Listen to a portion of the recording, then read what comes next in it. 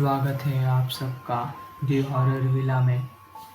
मैं हूँ आप सबका पीजे आशुतोष गुप्ता। तो चलिए आज की भूतिया कहानी शुरू करते हैं। आज की हमारी कहानी का नाम है पुराना कब्रिस्तान। दोस्तों, ये कोई काल्पनिक कहानी या फिल्म की कहानी नहीं है, बल्कि आंखों देखा सच है। साहिल कंपनी की ओर से पिकनिक पर गया हुआ था। पिकनिक शहर के बाहर एक रिजॉर्ट में थी। पहले कंपनी के लोगों ने क्रिकेट और अन्य खेल खेले। उसके बाद रिजॉर्ट में ही बने वाटर पार्क में चले गए। वहाँ केवल कुछ लोगों को ही तैरना आता था। वो सब गहरे पानी में तैर रहे थे, बाकी सब कम गहरे पानी में तैर रहे थे। हम दोस्तों यानी कि साहिल और उसके दोस्तों में एक शर्त हुई। पानी में एक सिक्का फेंका जाएगा और जो सबसे कम समय में सिक्का ढूंढ के लाएगा वो जीत जाएगा। सब ने बारी बारी से गोता लगाया, मगर किसी को सिक्का मिलना तक नहीं। अगली बारी साहिल की ही थी। साहिल भी फूट गया, लेकिन पानी में जाते ही दृश्य बदल गया। साहिल ने पाया कि जमीन 20 से 25 फुट दूरी पर थी। नीचे एक कब्रिस्तान दिखाई दे रहा था। वहाँ एक औरत खड़ी थी जो चेहरे पर पोशाक से भारतीय लग रही थी। उसके हाथ में वह सिक्का था।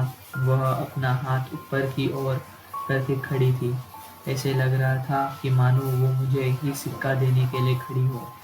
मैं जैसे उसके सम्मोहन में आगे बढ़ता चल जा रहा था। कुछ ही क्षणों में उससे करीब था और मैंने उसके हाथ से सिक्का ले लिया। जैसे ही मैं वापस आने लगा, उसने मेरा हाथ पकड़कर खींच लिया। अब उसका और मेरा चेहरा आमने सामने था। एक ही पल में उसका चेहरा बदल गया और एक भयानक रूप ले लिया। उसकी आंखों से खून निकल रहा था और उसके चेहरे पर भयानक सी मुस्कान थी। मेरे डर की कोई सीमा नहीं थी।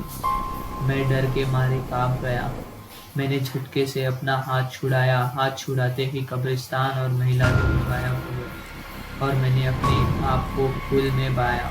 मुझे लगा जैसे कि मैं किसी सपने में जागा हूँ। मैं जल्दी से पानी से बाहर आ गया और दूर जाकर बैठ गया।